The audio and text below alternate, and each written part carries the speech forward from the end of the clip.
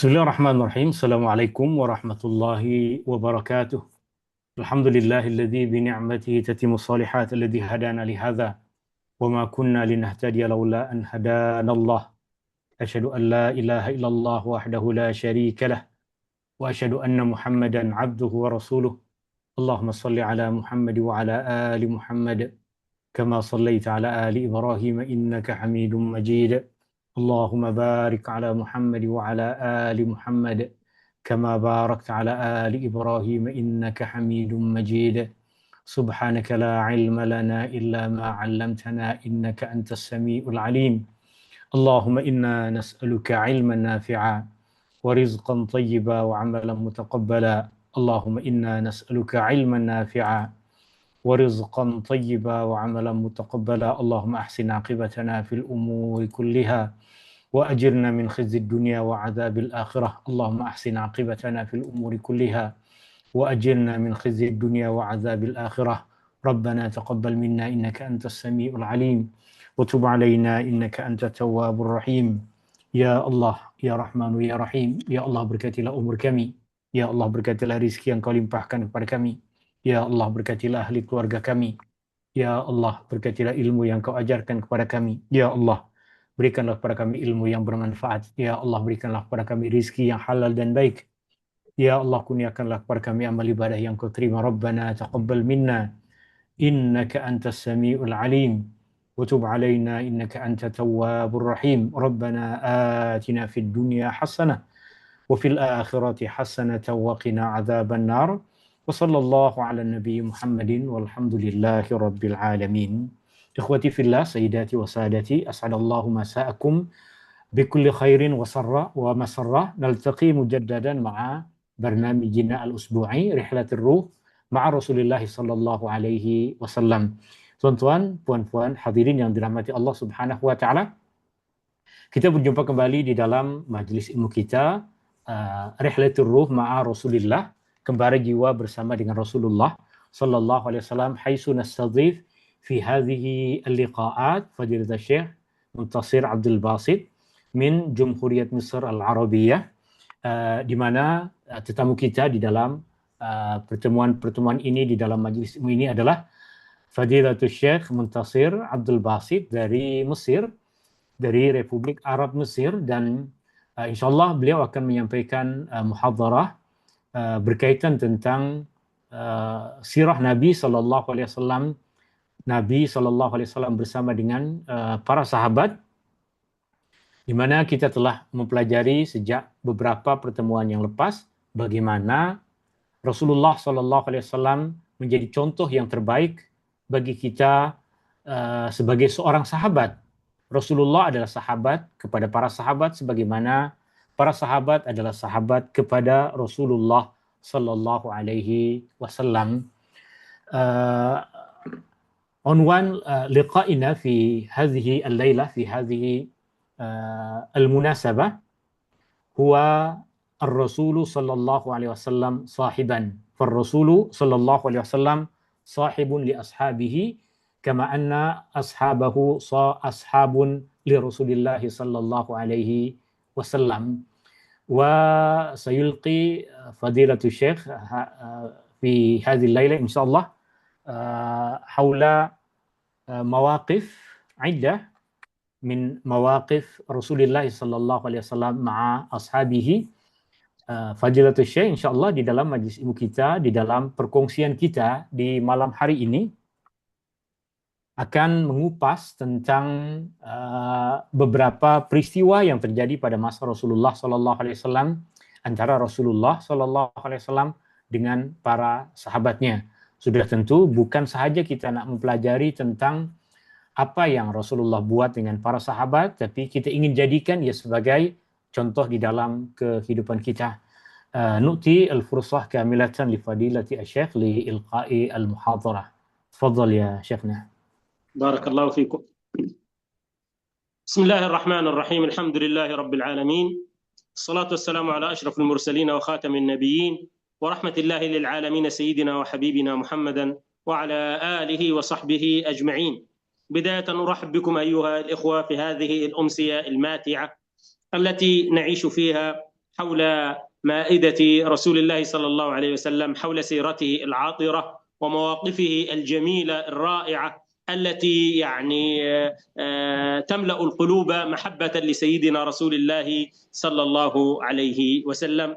ويعني بعدما تحدثنا عن النبي صاحبا ومواقف كثيرة مع أبي بكر وعمر، وهما مواقفهما كثيرة لأنهما وزيري النبي صلى الله عليه وسلم، فسنحاول في هذه المحاضرة إن شاء الله أن نأخذ مواقف متفرقة مع بقية الأصحاب، ويعني سنأخذ قدر الاستطاعة وربما نقسمها على محاضرتين على حسب الوقت إن شاء الله. Fadilatul Syekh mengucapkan selamat datang kepada semua yang hadir di dalam perkongsian kita di malam hari ini, ataupun tepatnya di petang hari di Mesir, dan di sini kita dah di Malaysia, di Indonesia dah malam. Insya Allah Fadilatul Syekh mengucapkan selamat datang kepada semua yang hadir, sama ada di dalam Zoom meeting ataupun melalui aplikasi TikTok. Dan kita telah mempelajari beberapa ataupun banyak peristiwa-peristiwa penting dalam kehidupan Rasulullah Sallallahu Alaihi Wasallam, peristiwa-peristiwa yang indah yang memenuhi hati kita dengan menambah hati kita dengan kecintaan kepada Rasulullah Sallallahu Alaihi Wasallam. Dan kita telah mengupas dalam beberapa pertemuan yang lepas peristiwa-peristiwa yang terjadi antara Rasulullah Sallallahu Alaihi Wasallam dengan Abu Bakar, antara Rasulullah Sallallahu Alaihi Wasallam dengan Umar, dan kedua orang sahabat ini adalah dua orang sahabat terpercaya Rasulullah Sallallahu Alaihi Wasallam, dua menteri bagi Rasulullah Sallallahu Alaihi Wasallam. Dan dalam perkongsian kita di petang hari ini, di malam hari ini, kita akan mengupas tentang beberapa peristiwa antara Rasulullah Sallallahu Alaihi Wasallam dengan beberapa orang sahabat-sahabat Nabi Sallallahu Alaihi Wasallam yang lain untuk kita kupas dalam perkongsian kita malam hari ini, atau kita akan bahagi kepada beberapa pertemuan. ونبدأ مع ثالث الصحابة موقف مع سيدنا عثمان رضي الله عنه، ثالث العشرة المبشرين بالجنة. وهنا يعني يتبين لنا من هذا الموقف شدة معرفة النبي صلى الله عليه وسلم بطباع سيدنا عثمان وبأخلاق سيدنا عثمان رضي الله عنه. فالنبي صلى الله عليه وسلم كان في إحدى المرات جالسا في بيته، ويعني آخذ راحته في جلسته وكاشف عن ساقه مكشوفة وما إلى ذلك. فدخل أبو بكر فاستأذن فأذن له النبي صلى الله عليه وسلم ولم يغير جلسته، ثم دخل عمر فاستأذن فدخل فأذن له النبي صلى الله عليه وسلم ولم يغير جلسته. فلما قيل له إن عثمان يريد أن يدخل عليك اعتدل النبي صلى الله عليه وسلم وغطى ساقه. فقيل له يا رسول الله، بعد ذلك يعني سألوه أو سألته السيدة عائشة أو إحدى أمهات المؤمنين: يا رسول الله، دخل أبو بكر ودخل عمر فلم تعتدل، وعندما يعني دخل عثمان اعتدلت وغطيت ساقك، لماذا؟ فقال النبي صلى الله عليه وسلم: ألا أستحي من رجل تستحي منه الملائكة؟ يعني النبي صلى الله عليه وسلم بمعرفته بطباع سيدنا عثمان علم أن سيدنا عثمان رضي الله عنه لو دخل ووجد النبي على هذا الحال سيستحي أن يجلس مع النبي صلى الله عليه وسلم. فلأجل هذا الطبع النبي صلى الله عليه وسلم غطى ساقه واعتذر كي يسمح لعثمان أن يجلس معه ويأخذ راحته في الجلسة. وهذا من أدب الصحبة أن تعرف طباع صاحبك وأخلاقه جيدا. Dalam perkongsian kita di malam hari ini, kita akan memulakan dengan sahabat baginda yang ketiga, yaitu Utsman bin Affan radhiyallahu an. Dan dari kisah ini kita akan melihat bagaimana Rasulullah sallallahu alaihi wasallam kenal betul dengan tabiat, dengan kepribadian, dengan akhlak para sahabatnya. Bagaimana Rasulullah sallallahu alaihi wasallam kenal dengan betul tabiat, akhlak Utsman bin Affan radhiyallahu an.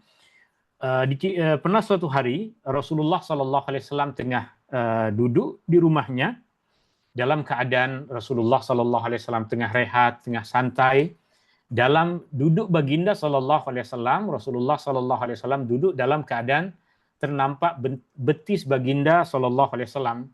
Pada ketika itu Abu Bakar As-Siddiq radhiyallahu an datang dan meminta izin untuk diperkenankan masuk duduk bersama dengan Rasulullah sallallahu alaihi wasallam.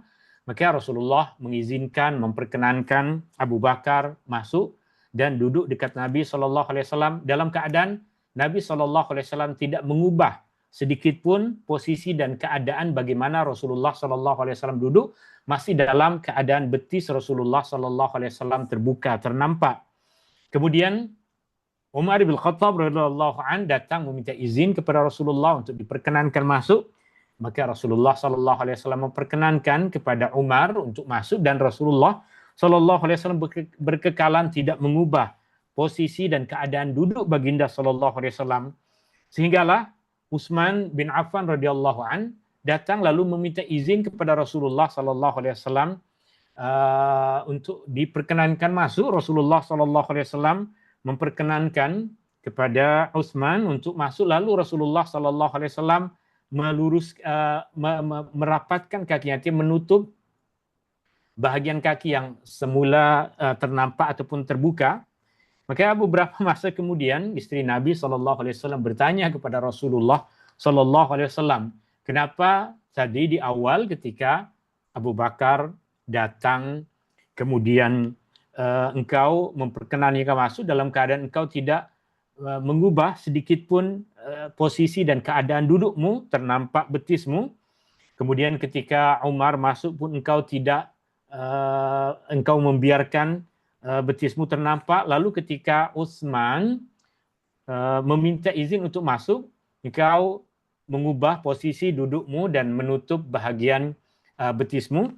Rasulullah SAW memberikan alasan dengan mengatakan, tidakkah patut aku malu dengan seseorang yang para malaikat malu terhadapnya. Artinya di antara sifat yang terkenal dari Sayyiduna Utsman bin Affan radhiyallahu an adalah dia adalah orang yang memiliki sifat malu yang baik. Sehingga Rasulullah SAW menggambarkan bagaikan para malaikat pun malu untuk berjumpa dengannya.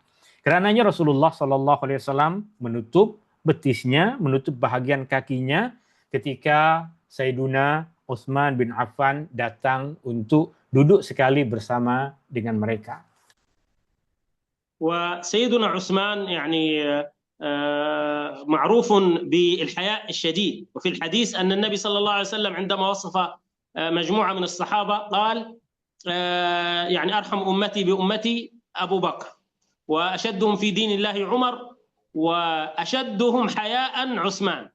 فكان سيدنا عثمان النبي يعرف فيه معنى الحياء الشديد، مع وجود أيضا صفات أخرى في سيدنا عثمان مثل الكرم البالغ. والنبي صلى الله عليه وسلم يعني سيدنا عثمان كانت له منزلة خاصة عنده، حتى أن النبي صلى الله عليه وسلم زوجه اثنتين من بناته، زوجه بالسيدة رقية والسيدة أم كلثوم، ماتت إحداهما فزوجه بالأخرى، ثم بعدما ماتت الثانية قال له النبي صلى الله عليه وسلم مواسيا وملاطفا، لو كانت عندنا ثالثة لزوجناك. فسيدنا عثمان له منزلة عالية عند النبي صلى الله عليه وسلم مثل بقية الصحابة رضوان الله عليهم أجمعين. Dan Sayyiduna Utsman bin Affan radhiyallahu an adalah seorang sahabat Nabi sallallahu alaihi wasallam yang terkenal memiliki sifat malu. Di mana Rasulullah sallallahu alaihi wasallam pernah mengatakan bahwa umatku, orang di antara umatku yang paling pengasih, yang paling penyayang kepada umatku adalah Abu Bakar. Orang di antara umatku yang paling tegas di dalam agama adalah Umar. Dan orang di antara umatku yang paling kuat sifat malunya adalah Utsman. Dan itu adalah kemuliaan yang besar yang Rasulullah sallallahu alaihi wasallam sifatkan Sayyiduna Utsman bin Affan radhiyallahu an. Tak heran kenapa Rasulullah sallallahu alaihi wasallam telah pun mengkahwinkan Utsman bin Affan radhiyallahu an dengan dua orang putri Rasulullah sallallahu alaihi wasallam. Rasulullah sallallahu alaihi wasallam telah menikahkan Sayyiduna Utsman dengan putri baginda sallallahu alaihi wasallam Ruqayyah, yang kemudian ketika Ruqayyah meninggal dunia, Rasulullah SAW mengkahwinkan Utsman dengan Ummi Kulsum, kedua-dua putri Nabi SAW, dan Ummi Kulsum pun meninggal dunia. Tapi pada ketika itu Rasulullah SAW sudah tidak ada lagi anak perempuan yang tidak berkahwin. Rasulullah SAW pernah mengatakan kepada Utsman, seandainya saya ada lagi anak perempuan yang belum berkahwin, maka aku akan nikahkan dengan engkau. Yang menunjukkan tentang kedudukan mulia yang diberikan oleh Rasulullah SAW kepada sahabat baginda, sebagaimana kedudukan yang mulia yang Rasulullah SAW berikan kepada para sahabat yang lain, kedudukan mulia Sayyiduna Utsman bin Affan radhiyallahu anhu. ثم نأتي إلى رابع الخلفاء الراشدين سيدنا علي رضي الله عنه. سيدنا علي كانت يعني من أشد صفاته المشهورة صفة الشجاعة، وما بارز علي أحدا إلا انتصر عليه. لكن النبي صلى الله عليه وسلم في أحد المواقف التي يعني حدثت مع سيدنا علي مع النبي صلى الله عليه وسلم، ويعني المواقف كثيرة، وأنتم تعرفون موقف رد الأمانات عند الهجرة، وكيف النبي صلى الله عليه وسلم كان يثق في علي رغم أنه يعني شاب صغير، وجعله ينام في مكانه في الهجرة، وهذه ثقة في علي رضي الله عنه ليرد الأمانات يعني ينام في فراش النبي صلى الله عليه وسلم فينخدع المشركون بالنائم ويظنونه النبي صلى الله عليه وسلم. هذه ثقة كبيرة في سيدنا علي رضي الله عنه تبين منزلته عند النبي صلى الله عليه وسلم. Dan di antara sahabat Nabi SAW yang mulia adalah Sayyidina Ali bin Abi Thalib radhiyallahu anhu, di mana di antara sifat mulia, sifat utama yang ada pada sahabat baginda Ali bin Abi Thalib radhiyallahu anhu adalah syaja'ah, sifat keberanian. Dan ini banyak terbukti di dalam kehidupan baginda, kehidupan beliau radhiyallahu anhu, di mana tidak pernah Ali bin Abi Thalib di dalam satu pertarungan melawan musuhnya, melainkan dia akan mengalahkan musuhnya. Tiada peperangan yang Ali bin Abi Thalib masuk ke dalam peperangan tersebut, melainkan dia akan memenangi peperangan tersebut. Dan di antara peristiwa besar yang terjadi di dalam kehidupan Nabi SAW dengan Ali bin Abi Thalib adalah bagaimana Rasulullah SAW tugaskan Ali bin Abi Thalib dalam peristiwa hijrah, dalam perjalanan hijrah Nabi SAW, untuk duduk di dalam bilik Nabi SAW, di rumah Rasulullah SAW, dengan dua tujuan utama. Yang pertama adalah untuk mengembalikan amanah yang diletakkan di rumah Rasulullah SAW. Berarti untuk maklumat hadirin semua, dulu ketika Rasulullah SAW masih berada di Mekah, sebahagian dari orang-orang musyrik, meskipun mereka tidak masuk Islam, karena mereka tahu kejujuran Rasulullah SAW, maka mereka meletakkan amanah di rumah Rasulullah SAW. Yang ketika Rasulullah SAW mahu berhijrah, Ali bin Abi Thalib diperintahkan oleh Rasulullah SAW dengan dua tugasan. Tugasan yang pertama adalah untuk memulangkan amanah-amanah tersebut kepada pemilik-pemiliknya, dan yang kedua untuk Ali bin Abi Thalib duduk di katil Rasulullah, di tempat tidur Rasulullah SAW, sehingga orang-orang musyrik menyangkakan bahwa Rasulullah SAW masih berada di rumah, masih tengah rehat di rumah, masih tidur di atas katilnya, sehingga memudahkan perjalanan keluar Rasulullah SAW untuk berhijrah. في موقف يعني غريب على شجاعة سيدنا علي في الظاهر، لكنه في الحقيقة يتوافق مع شجاعة سيدنا علي في غزوة تبوك. النبي صلى الله عليه وسلم يعني خرج بالصحابة لغزوة تبوك وهي غزوة العسرة، ومع ذلك أمر سيدنا علي رضي الله عنه وهو من أشجع الناس، أمره أن يتخلف في المدينة، يبقى في المدينة ليكون يعني إماما وقائدا لأهل المدينة لحماية الضعفاء والصبيان والمدينة في غيبة النبي صلى الله عليه وسلم. وهنا بدأ المشركون أو بدأ المنافقون في المدينة يقولون إن النبي صلى الله عليه وسلم ترك عليا استثقالا له، يريد أن يتخفف منه. فبلغ هذا عليا رضي الله عنه، بلغه طعن المنافقين فيه، فخرج خلف النبي صلى الله عليه وسلم حتى أدرك النبي صلى الله عليه وسلم، فقال: يا رسول الله تخلفني على النساء والصبيان. هو يريد القتال، يريد الجهاد.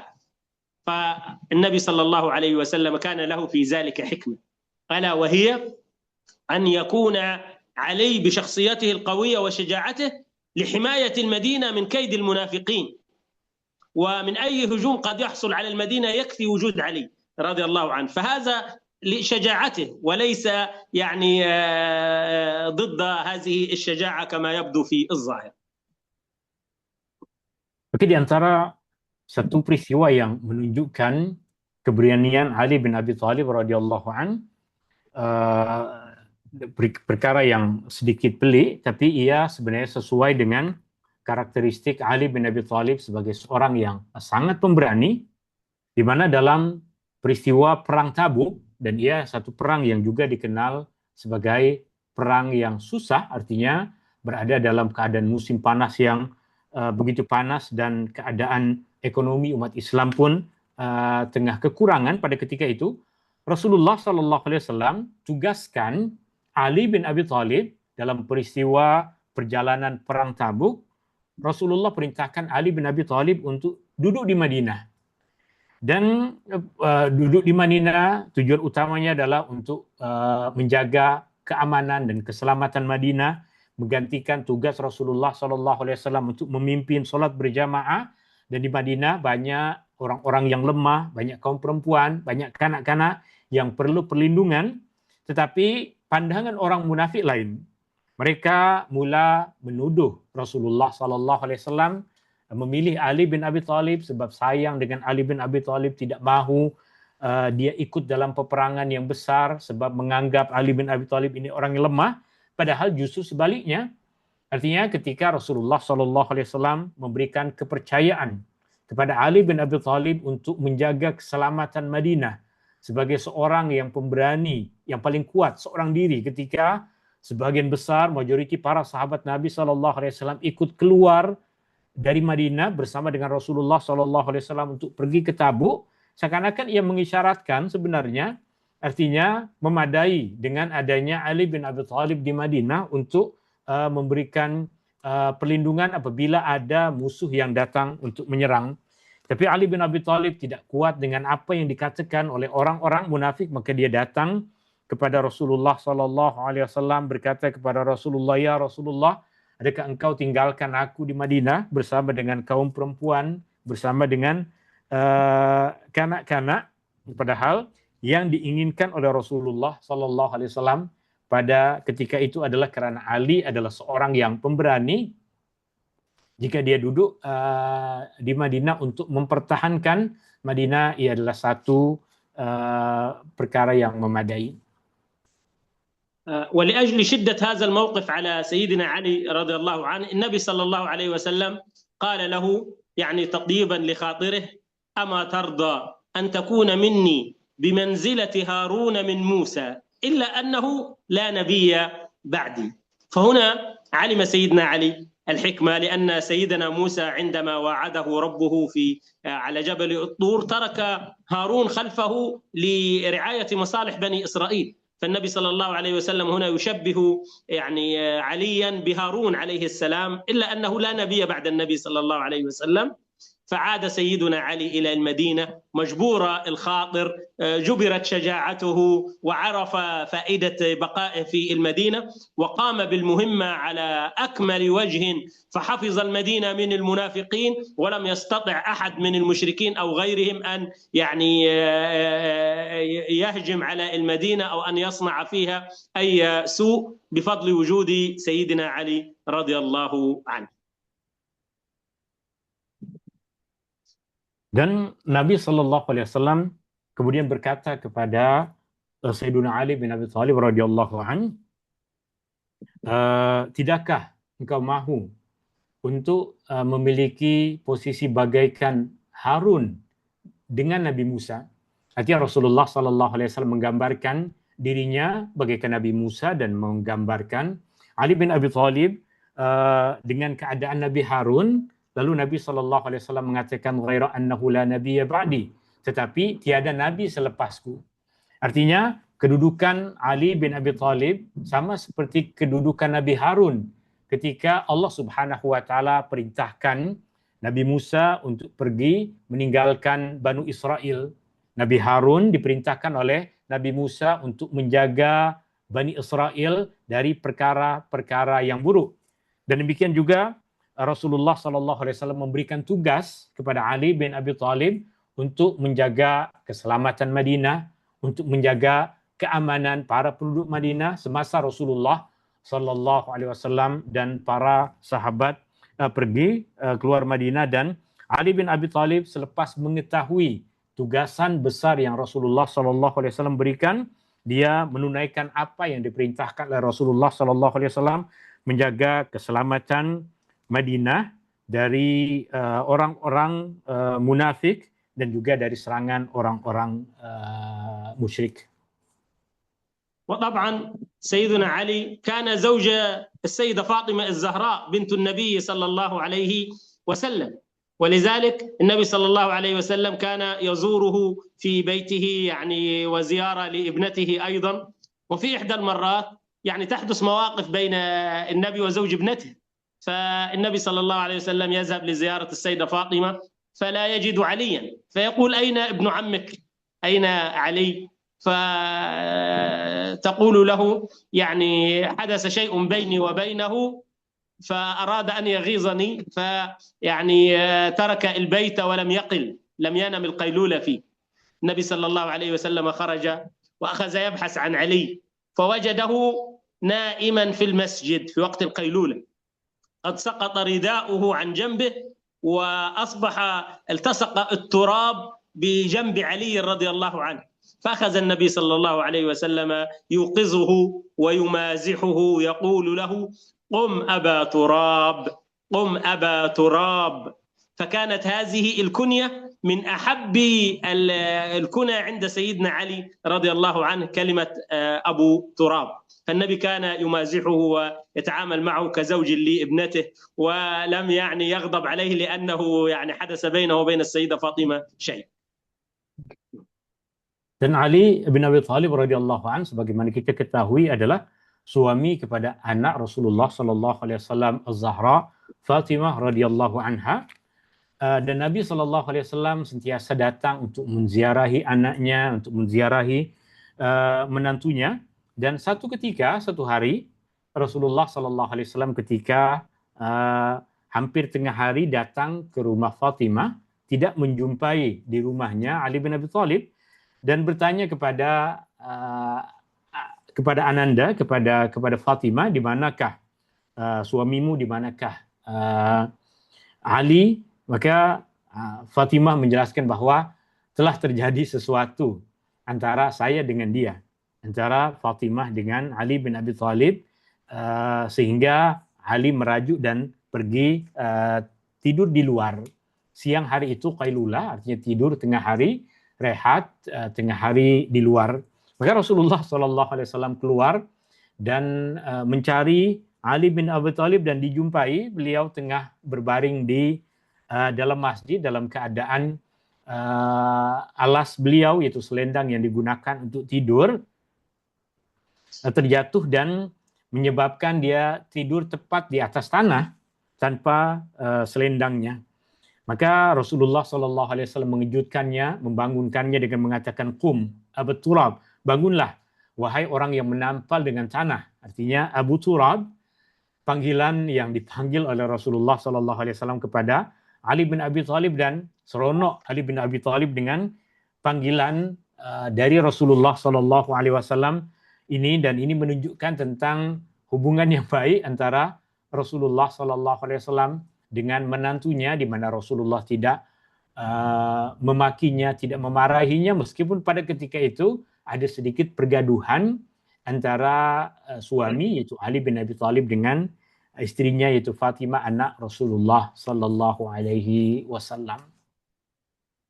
ثم الآن أيها الإخوة والأخوات، بعدما يعني انتهينا من الأربعة الخلفاء أبو بكر وعمر وعثمان وعلي، سنأخذ مواقف سريعة لبعض الأصحاب ومواقف النبي صلى الله عليه وسلم معهم. هذه المواقف التي تكشف لنا أن النبي لم يكن يعني صاحبا لبعض أصحابه دون البعض، وإنما كانت صحبته ومحبته ووداده للصحابة أجمعين، كبارهم وصغارهم ورجالهم ويعني الجميع كان ينعم بصحبة النبي، وكان له نصيبا من صحبة النبي صلى الله عليه وسلم. وتجد لهم مواقف كثيرة مع النبي تبين كيف كان النبي صاحبا، وما هي صفات الصحبة التي كان يتعامل بها النبي صلى الله عليه وسلم مع الأصحاب.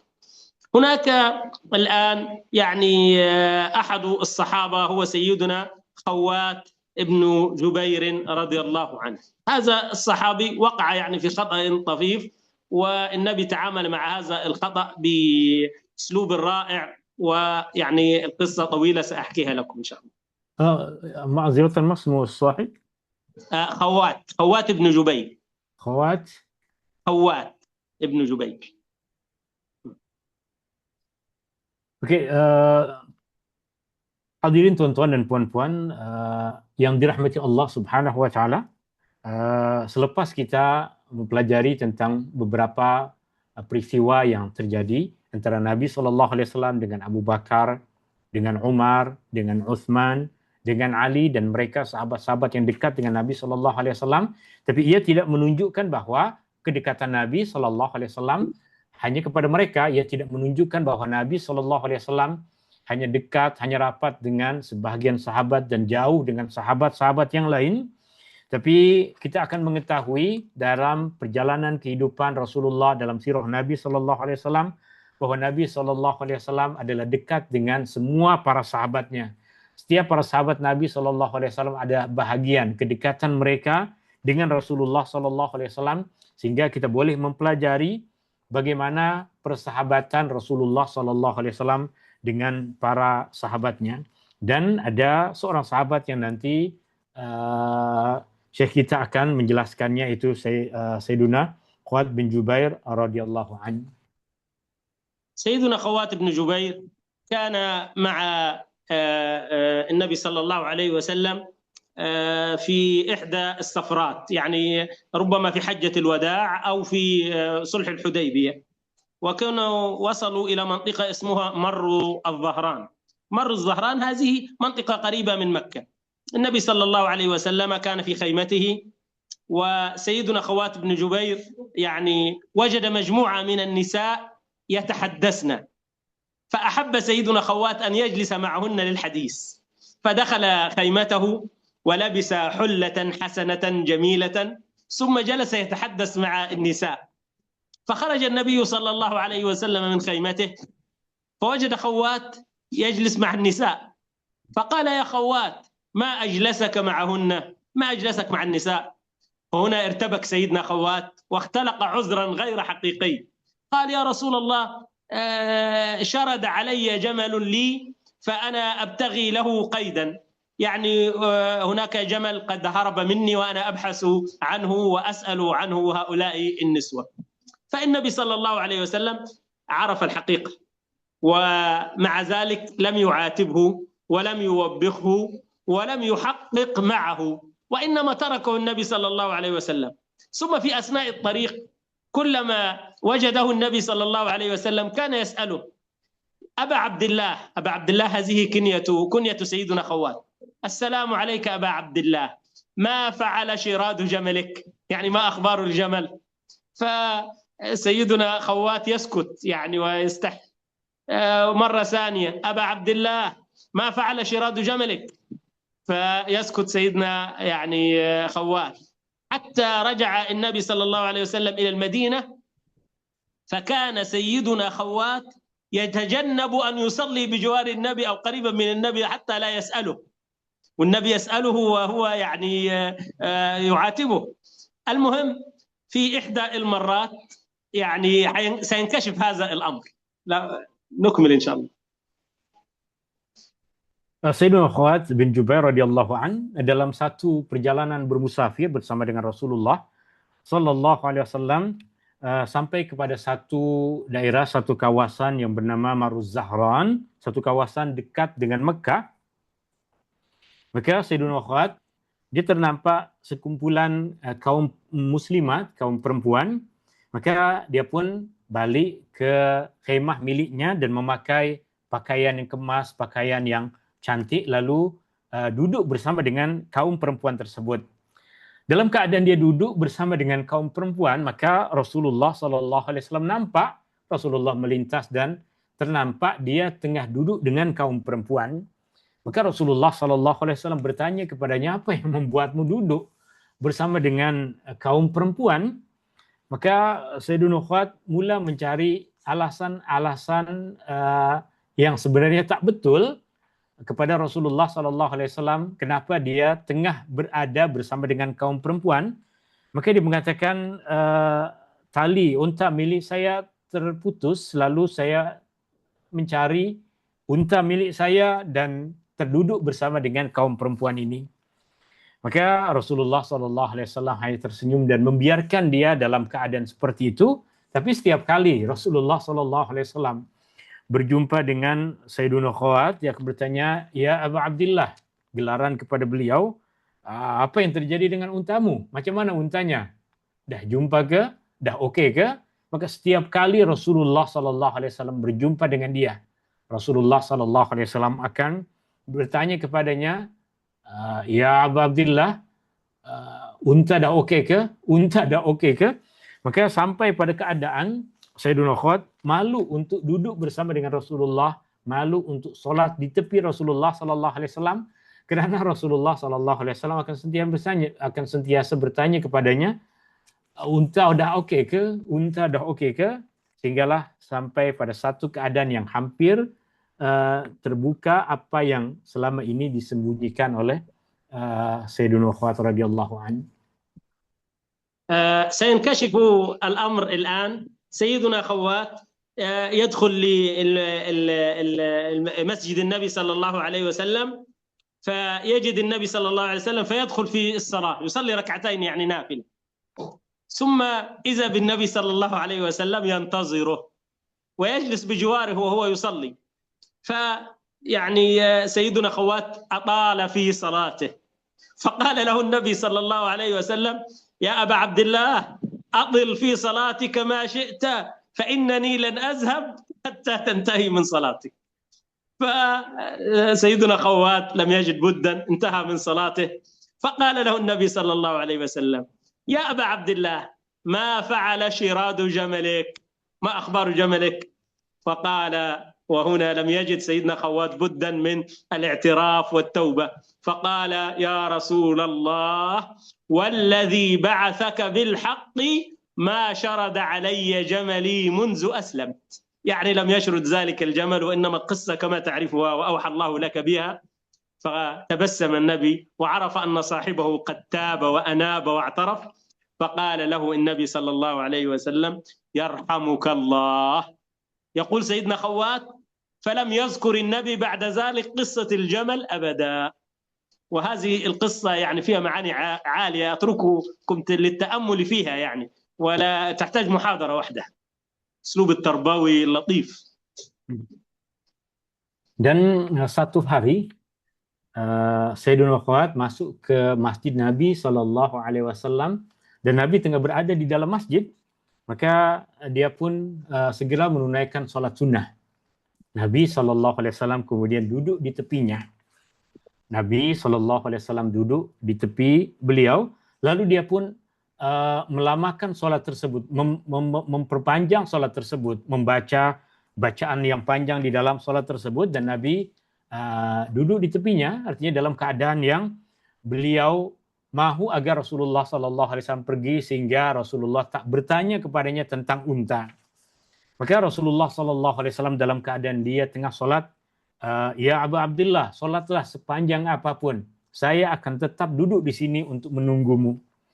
Maka dia pun selesai salat dan Rasulullah SAW kembali bertanya kepadanya soalan yang akan selalu ditanya oleh Rasulullah SAW.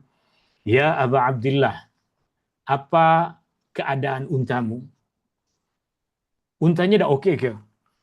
Maka di sini beliau tiada jalan lain melainkan untuk menceritakan perkara yang sebenar kepada Rasulullah SAW. Dia mengaku dan dia bertaubat, dia meminta maaf kepada Rasulullah SAW. Dia berkata kepada Rasulullah SAW, ya Rasulullah, tak pernah ada sejak aku masuk Islam, tak pernah ada untaku yang hilang. Ya Rasulullah, hari itu aku telah mengarang satu cerita kepadamu dan dia meminta maaf, dia bertaubat kepada Allah Subhanahu wa taala, tapi Rasulullah SAW tidak memarahinya. Rasulullah SAW hanya mengucapkan semoga Allah Subhanahu wa taala merahmatimu. Semoga Allah Subhanahu wa taala menyayangimu. Itu yang dikatakan oleh Rasulullah SAW. Rasulullah tidak memburukkannya dan sejak saat itu Rasulullah SAW sudah tidak pernah bertanya lagi kepada beliau berkaitan dengan untanya. Tentu dari peristiwa ini banyak pengajaran-pengajaran besar yang boleh kita ambil. Bagaimana Rasulullah SAW bersahabat dengan para sahabatnya, bagaimana Rasulullah SAW mendidik para sahabatnya. ويعني قبل أن أغادر قصة سيدنا خوات ألمح فيها شيئا مهما، ألا وهو انظر النبي صلى الله عليه وسلم كيف اهتم بصاحبه، وكيف يعني على المدة الزمنية الطويلة ظل يعالج هذه المشكلة وهذا الخطأ الذي وقع فيه الصحابي بأسلوب لطيف جميل تربوي دون فضيحة ودون عتاب ودون توبيخ، حتى يعني تاب الصحابي واعترف، فالنبي صلى الله عليه وسلم لم يعاتبه بعدها ولم يقل له ما حقيقة ما فعلت وأبدا. فهذا يعني اهتمام الصاحب بصاحبه. اهتموا بأصحابكم يا أيها الإخوة، وإذا وقعوا في الخطأ عالجوا هذا الخطأ بأسلوب لطيف تستمدونه من سيرة حبيبنا ورسولنا صلى الله عليه وسلم الذي كان أجمل صاحب وأعظم صاحب صلى الله عليه وسلم. Dan sebelum kita meninggalkan kisah Sayyiduna Khawat, kita melihat dari peristiwa tadi bagaimana interaksi Rasulullah SAW, bagaimana sikap Rasulullah SAW kepada beliau, kepada para sahabat, dan ia mengajarkan kepada kita tentang prinsip pendidikan yang diajarkan oleh Nabi SAW, cara untuk menegur orang dengan cara yang baik tanpa memburukkan, tanpa memalukan, meskipun seseorang telah melakukan satu kesilapan, satu kesalahan, sehinggalah orang tersebut mengaku kepada Nabi SAW, meminta maaf dan bertaubat. Ini menunjukkan bagaimana Rasulullah SAW sangat memberikan perhatian kepada para sahabatnya, bagaimana Rasulullah SAW menyelesaikan kesilapan dan kesalahan yang terjadi pada sahabatnya dengan cara yang cantik, dengan cara yang lembut, dengan cara yang baik, tanpa memburukkan, tanpa menyinggung perasaan, tanpa memarahi para sahabatnya, dengan cara yang baik. Maka Fadilatul Syekh mengajarkan kepada kita, mengajak kita untuk bagaimana kita bersikap dengan orang yang telah melakukan kesalahan. Perbaikilah dengan cara yang baik, perbaikilah dengan cara yang lembut. ثم يعني أختم لكم يعني في محاضرتنا اليوم إن شاء الله سنكمل الأسبوع القادم بإذن الله، لأن المواقف الجميلة كثيرة جدا. موقف يبين معرفة النبي بمهارات الصحابة وحبه لمهاراتهم ولما عندهم من إمكانيات. النبي صلى الله عليه وسلم في صلاة الفجر يقابل سيدنا أبا موسى الأشعري فيقول له يا أبا موسى لو رأيتني البارحة وأنا أستمع إليك وأنت تقرأ القرآن لقد أوتيت مزمارا من مزامير آل داود أو من مزامير داود. يعني النبي بالليل ذهب يسمع صوت سيدنا أبو موسى وهو يقرأ وكان صوته جميلا، ففي الفجر أخبره بذلك. فسيدنا أبو موسى قال: يا رسول الله، لو علمت أنك تسمع لحبرته لك تحبيرا، يعني لجودته وجعلت صوتي يعني أجمل وأجمل لأنك تسمعه يا رسول الله. فهنا النبي صلى الله عليه وسلم كان يعرف المهارات التي عند الصحابة ويستمتع بها ويعني يأخذ منها.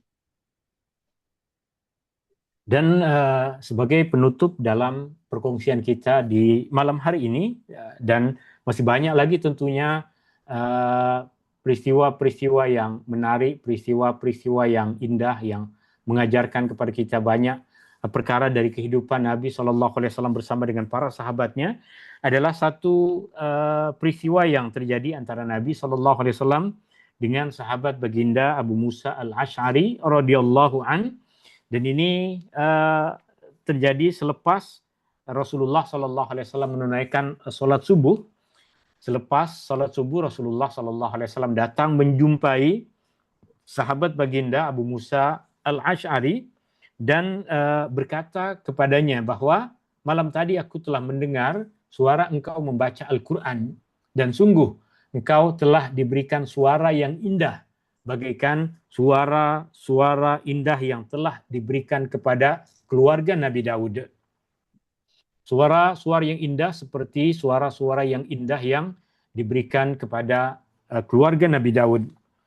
Dan ketika Sayyiduna Abu Musa al-Ash'ari mendengar bahwa Rasulullah SAW mendengar beliau membaca Al-Quran, beliau berkata kepada Rasulullah SAW, "Ya Rasulullah, seandainya aku tahu bahwa engkau mendengarkan aku membaca Al-Quran, aku akan mempercantik bacaanku." Dari peristiwa ini kita mengambil pengajaran bahwa Rasulullah SAW meraihkan kemahiran, kelebihan, kepandaian yang ada pada para sahabatnya, di mana apa yang ada pada sahabat baginda Abu Musa al-Ash'ari adalah suara yang indah, suara yang cantik dalam membaca Al-Quran, yang ini menjelaskan kepada kita tentang bagaimana Rasulullah SAW mengenal betul karakteristik dan juga kemahiran para sahabatnya. والموقف الأخير معنا الذي يبين لنا فرح النبي صلى الله عليه وسلم بالمهارات والإمكانيات الموجودة عند أصحابه. النبي صلى الله عليه وسلم في إحدى الليالي السيدة عائشة خرجت لقضاء أمر ما أو في المسجد أو ما إلى ذلك، ثم تأخرت. فلما عادت إلى النبي صلى الله عليه وسلم سألها النبي عن سر تأخيرها، فقالت: يا رسول الله، لقد سمعت رجلا من أصحابك يقرأ القرآن في المسجد بالخارج، يعني بجوار حجرتها، فظللت أسمع إليه، صوته جميل جدا. فالنبي صلى الله عليه وسلم خرج يتفقد ويسمع وينظر من هذا الرجل، فإذا به سيدنا سالم مولى أبي حذيفة، وكان صوته جميلا جدا. فالنبي صلى الله عليه وسلم أخذ يسمع لسالم، ثم رجع إلى السيدة عائشة وقال لها: هذا سالم مولى أبي حذيفة، الحمد لله الذي جعل في أمتي مثله. شو انظر يعني كيف فرح النبي بسيدنا سالم، وكيف استمع له، وكيف يعني قدر موقف السيدة عائشة وهي تسمع لسالم وهو يقرأ. كان النبي يحب المهارات الموجودة عند الصحابة ويفرح بها ويستمتع بها صلى الله عليه وسلم. Dan juga di antara peristiwa yang menunjukkan bagaimana Rasulullah SAW meraihkan kemahiran, kepandaian, kebolehan yang ada pada para sahabatnya adalah pernah satu hari istri Nabi SAW keluar dari rumah dan lambat balik. Lalu Rasulullah SAW bertanya kepadanya, apa yang membuatmu lambat balik? Aisyah kemudian, istri Nabi SAW kemudian mengatakan, tadi di luar sana, di dekat masjid, aku mendengar ada suara orang tengah mengaji. Maka aku pun dengar, duduk dan mendengarkan bacaan Al-Quran itu. Maka Rasulullah SAW pun mahu tahu ada siapa suara yang sampai menarik hati istri baginda Shallallahu Alaihi Wasallam untuk mendengarkannya.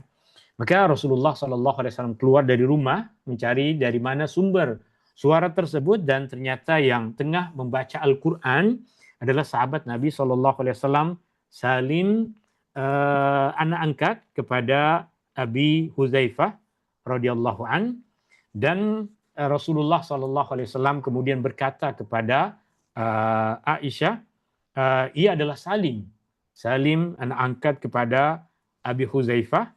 Maka Rasulullah SAW kemudian berkata, segala puji bagi Allah yang telah menjadikan di antara umatku ada orang yang seperti dia.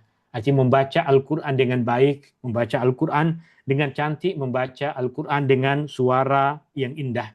Dari peristiwa itu, bagaimana Rasulullah SAW meraihkan istrinya yang suka mendengar orang membaca Al-Quran, dan juga bagaimana Rasulullah SAW meraihkan kemahiran sahabatnya yang cantik dan indah dalam melantunkan bacaan Al-Quran. Ia menunjukkan bagaimana Rasulullah SAW meraihkan kemahiran, kebolehan yang ada pada para sahabatnya. Tuan-tuan, puan-puan hadirin yang dirahmati Allah Subhanahu wa Ta'ala, dengan demikian kita telah sampai ke penghujung pertemuan kita di majlis ilmu kita di petang hari ini, di malam hari ini. Wa bihadza qad wasalna ila khitami hadza al-liqa al-majlis, wa nashkur fadilat al-syekh ala hadhihi al-muhadara al-qayyimah wa ala hadhihi al-laali al-hisan wa ad-durar al-jamilah. Ila liqa'in akhar insyaallah. ونستودعكم في رعاية الله وأمنه سبحانك اللهم وبحمدك أشهد أن لا إله إلا أنت أستغفرك ونتوب إليك. شكرا. السلام عليكم ورحمة الله وبركاته. شكرا يا فضيلة الشيخ. جزاكم الله خيرا يا مولانا.